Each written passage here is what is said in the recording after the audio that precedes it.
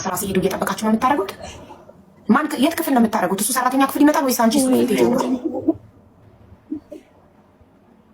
ምን አይነት ጥያቄ ነው ሀቢባ የምትጠይቅኝ? እቤት ልጁ ይጠጣል፣ ልጁ ያጨሳል። እሺ በምሰራበት ቦታ ነው መጥቶ የሚይዘኝ ማለት ነው። እኔ ሴት ልጅ ነኝ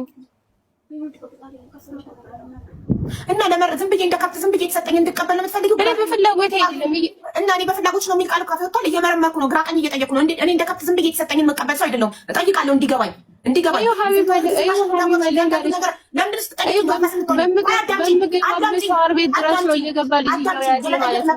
አንቺ ያለ መመለስ መብታለሽ፣ እኔ የመጠየቅ መብታለኝ። እንደ ከብት ዝም ብዬ የተሰጠኝን መቀበል ሰው አይደለሁም። እጠይቅሻለሁ። መጠየቅ ነርቨስ የሚያደርግሽ ከሆነ ነቅለሽ መውጣት ትችያለሽ።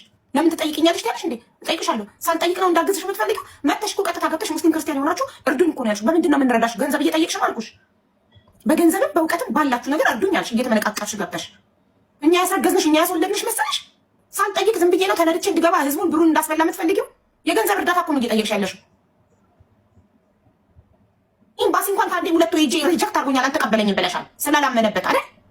ሴት ልጅ እኮ ነኝ፣ እኔም ሴት ነኝ። ሁላችንም እዚህ ጋር ያለነው 80% ሴት ነን እንዴ።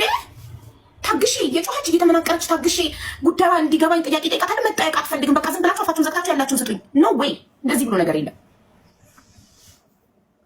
እውነት ያለ ፍላጎትሽ ተደርጎብሽ ከሆነ ኤምባሲ አለ፣ ይከሰሳል። ሰውየው ዲኤንኤ ይመረመራል። ልጁ የራሱ ከሆነ በአፍንጫው የሳውዲ መንግስት ያስገድደዋል።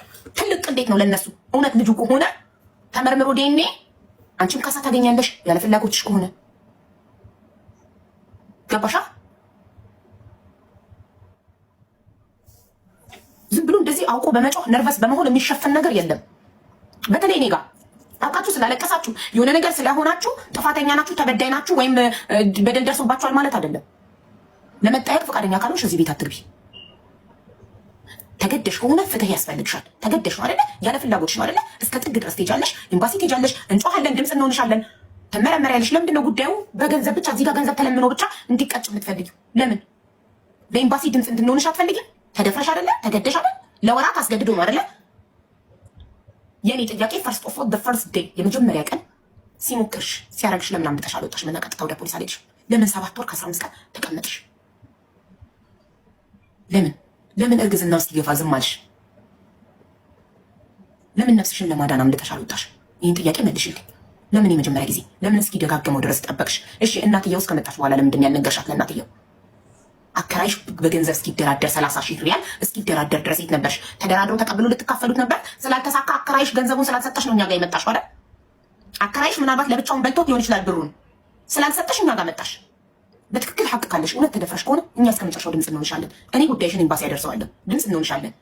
ትመረመሪያለሽ። ልጅሽ ይመረመራል። ዲኤንኤ ፍትህ ታገኛለሽ። እውነት ተደፍረሽ ከሆነ ሳውዲ ላይ ሴት ልጅ ተደፍራ ዝም አይባልም።